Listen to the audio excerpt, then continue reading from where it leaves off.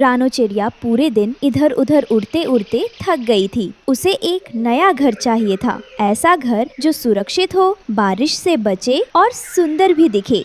वाह, ये तरबूज कितना बड़ा और हरा है। अगर मैं इसके अंदर घर बना लूं, तो ना कोई बिल्ली मुझे पकड़ पाएगी, ना बारिश अंदर आएगी। यही मैं अपना नया घर बनाऊंगी। रानो ने अपनी छोटी सी चोंच से तरबूज पर धीरे धीरे चोंच मारकर एक गोल छेद बनाया। फिर अंदर जाकर बीज निकाल दिए और मुलायम पत्ते बिछाकर उसे आरामदायक घोंसला बना लिया। पास ही एक खरगोश पत्ते चरते चरते आया और तरबूज में छेद देखकर चौंक गया।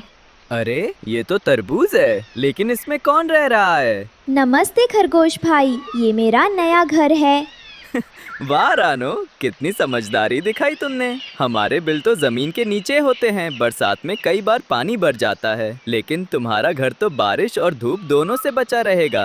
इतने में तालाब से कूदते हुए एक हरा भरा मेंढक आया। ये कैसा घर है? तरबूज में भी कोई रहता है क्या? हाँ मेंढक जी, अब यही मेरा घर है। देखो अंदर कितना ठंडा और सुरक्षित है। सही कहा, मेरे तो तालाब में रहते रहते कई बार सांप पीछा कर लेते हैं। तुम्हारा घर तो सच में किला है। तभी पेड़ की टहनी पर बैठा मिट्ठू तोता नीचे उड़कर आया। उसकी बोली बहुत मीठी थी और सब जानवर उसे इसी वजह से मिट्ठू कहते थे। रानो, तुम्हारा घर तो सचमुच अनोखा है। मैंने बहुत घोंसले देखे हैं, पेड़ पर, दीवार की दरारों में, छत पर, लेकिन तरबूज में तो पहली बार देखा। मुझे पता है मिट्ठू, जंगल में हर चिड़िया पेड़ों पर घोंसला बनाती है, लेकिन मैंने सोचा कुछ अलग करना चाहिए। तरबूज मोटा, ठंडा और मीठा भी है, अंदर गर्मी नहीं लगेगी। वाह, बिल्कुल सही। मैं भी तुम्हारे साथ रहना चाहता हूँ। क्या मुझे दोस्त की तरह तुम्हारे घर में आने की इजाजत है? बिल्कुल, घर में सबका स्वागत है। खरगोश कान खड़े करके बोला। तो रानो, क्या मैं कभी कभी तुम्हारे तरबूज के घर के पास बैठकर आराम कर सकता हूँ? मैं तुम्हारे घर की रखवाली भी करूँगा।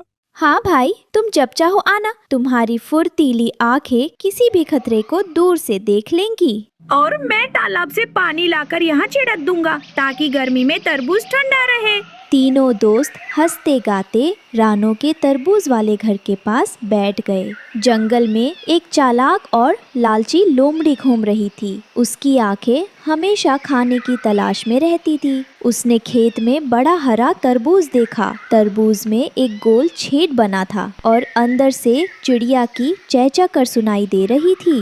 वाह, ये तो दो चीजें एक साथ मिल गईं। तरबूज भी और चिड़िया भी। मजा आ जाएगा। पहले तो मैं ये तरबूज खाऊंगी और फिर अंदर बैठी चिड़िया को भी पकड़ लूंगी। लोमड़ी धीरे धीरे दबे पांव तरबूज के पास पहुंची। अरे, ये लोमड़ी तो सीधे रानो के घर की तरफ जा रही है। मुझे जल्दी से सबको बताना होगा। रानो, सावधान हो जाओ, तुम्हारे घर की तरफ लोमड़ी आ रही है। लोमड़ी? ओ नहीं, यही तो मुझे डर था। रानो ने अपनी चतुराई दिखाई। उसने तरबूज के चारों तरफ पत्तों और कांटों की सुरक्षा बनाई। लोमड़ी, तुम मेरे घर में नहीं आ सकती। तुम सब मिलकर भी मुझे नहीं रोक सकते। मैं तरबूज फाड़ दूंगी और रानो को पकड़ लूंगी। लोमड़ी जैसे ही तरबूज के और करीब आई, नुकीले कांटे उसे चुभने लगे। ये सब देखकर उसे समझ आ गया कि तरबूज का घर तोड़ना आसान नहीं होगा। रात ढल चुकी थी और तरबूज का घर दूर से हरे दीपक जैसा जगमगा रहा था।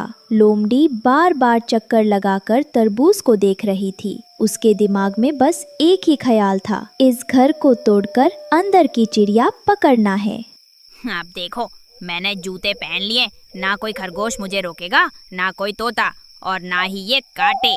आज मैं चुपचाप तरबूज फाड़ डालूंगी। वह धीरे से तरबूज पर झपटी। रानो ने अपनी चोंच से तरबूज के अंदर एक चमकदार पंख निकाला। ये वही जादुई पंख था जो उसे जंगल के एक बूढ़े उल्लू ने कभी दिया था। रानो, ये पंख सिर्फ मेघबिल चिड़िया के पास रह सकता है। जब कोई बड़ा खतरा आएगा तो इसे हिलाना, इससे रोशनी और ताकत निकलेगी। रानो ने पंख को हिलाया और अचानक तरबूज के छेद से नीली सी चमकदार रोशनी बाहर निकली। ये क्या है? मेरी आंखें जल रही हैं। तभी खरगोश उछलकर बाहर आया।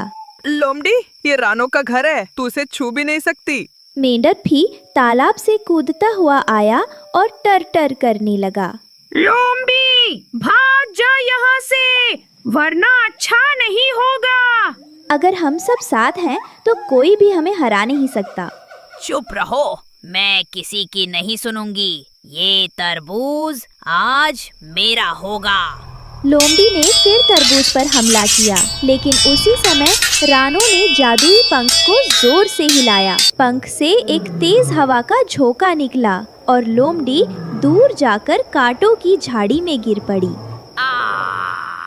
ये कांटे, ये चिड़िया इतनी ताकतवर कैसे हो गई? लोमड़ी हाफते हाफते वहाँ से भाग गई। जंगल के सभी दोस्त खुशी से चहचहाने लगे। वाह रानो, तुमने तो लोमड़ी को मजा चखा दिया। तुम्हारा घर सच में जादुई किला है और हमने देखा कि मिलजुल कर कोई भी दुश्मन हार सकता है।